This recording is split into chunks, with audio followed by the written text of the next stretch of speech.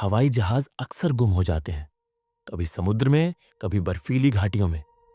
लेकिन कुछ विमान ऐसे भी हैं जो कहीं नहीं जाते, बल्कि कहीं घुस जाते हैं, एक ऐसे स्थान में जहां समय नहीं बहता और मृत्यु भी इंतजार करती है। आज की कहानी है फ्लाइट 237 की। एक ऐसी उड़ान जो कभी लैंड नहीं हुई, लेकिन उसका ब्लैक बॉक्स 5 महीने बाद एक ऐसी जगह से मिला जहां इंसान कभी गया ही नहीं। और उसमें रिकॉर्ड थी एक आवाज नहीं, कई आवाजें। ये कहानी उन आवाजों की है और उस चीज की जो उनके पीछे थी।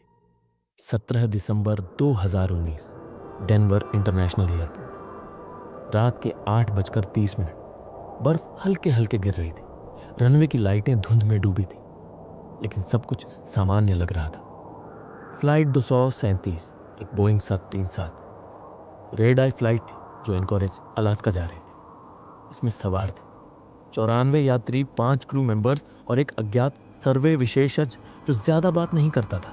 लोग सामान्य दिख रहे थे, कोई किताब पढ़ रहा था, कोई ईयरफोन लगाए हुए, पर एक बच्चा सीट 16F में बैठा बार बार अपनी माँ से एक ही बात कह रहा था, मम्मा वो आदमी कहाँ गया जो यहाँ बैठा था? आ जाती। वो गायब हो गया। पर वहां कोई नहीं था, उस सीट पर कोई बुकिंग नहीं थी। माँ ने हंसते हुए उसे शांत किया, लेकिन बच्चे की आंखें भय से फैली थी। 8:42 शाम विमान ने उड़ान भरी। सब ठीक था।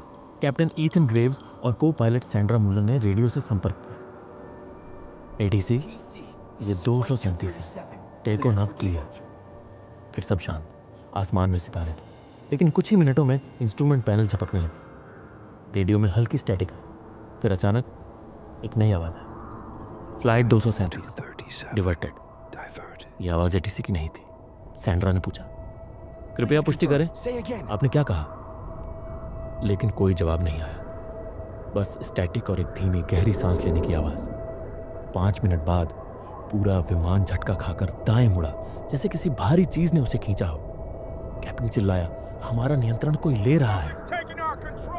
उसी वक्त नीचे दिखाई दी एक घाटी जो वहां होनी ही नहीं चाहिए थी। जीपीएस कह रहा था लॉस्ट लोकेशन, अनजान वेक्टर। लूसी किम, यात्री और ट्रैवल ब्लॉगर, अपना गोप्रो ऑन कर चुकी थी। उसने रिकॉर्ड किया कि कुछ लोग धीरे धीरे चुप हो रहे थे।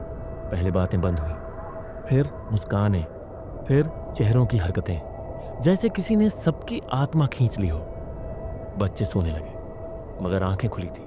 सीट 21B में एक महिला थी जो पूरे समय बुदबुदा रही थी, हमने दिशा बदल दी है, अब कोई भी नहीं बचेगा। वो हमसे खुश नहीं है। किसी ने ध्यान नहीं दिया। फिर वो खड़ी हुई और दरवाजे की ओर चल दी, बिना डर के, और दरवाजा अपने आप खुल गया। उसने कूदने की कोशिश की, लेकिन जैसे हवा ने उसे खींच लिया हो। कोई चिल्लाया नहीं। लूसी की वीडियो में बाहर सिर्फ अंधकार दिखा, लेकिन जब उसने झूम किया, वहां एक आकृति थी, एक लंबी बिना चेहरा वाली छाया, जिसके हाथ विमान को छू रहे थे। जब ब्लैक बॉक्स 5 महीने बाद मिला, उसकी ऑडियो रिकॉर्डिंग में कुछ असामान्य था। पहले पायलट्स की घबराई हुई आवाजें, फिर एक भारी धातु जैसी गूंज। हमें नीचे खींचा जा रहा है, लेकिन यहाँ कोई जमीन नहीं है। यहाँ कुछ है, कोई रूह जो बात नहीं करती, बस देखती है।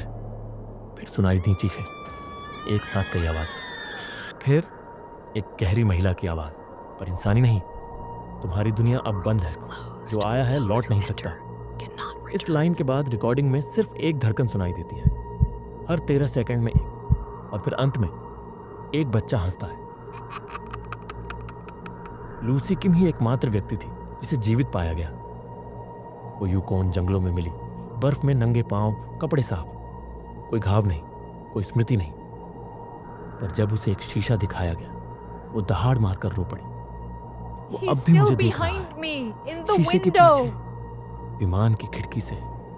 वो लगातार एक ही वाक्य लिखती रही, दिशा बदल दी गई है, अब समय रुक गया है। उसकी वीडियो में एक अजीब चीज मिली, विमान की खिड़की में पीछे एक चेहरा, उसके बिल्कुल पीछे। सरकारी रिपोर्ट कहती है फ्लाइट 237 में इलेक्ट्रॉनिक फेलियर और लोकेशन लॉस हुआ, कोई उत्तरजीवी नहीं।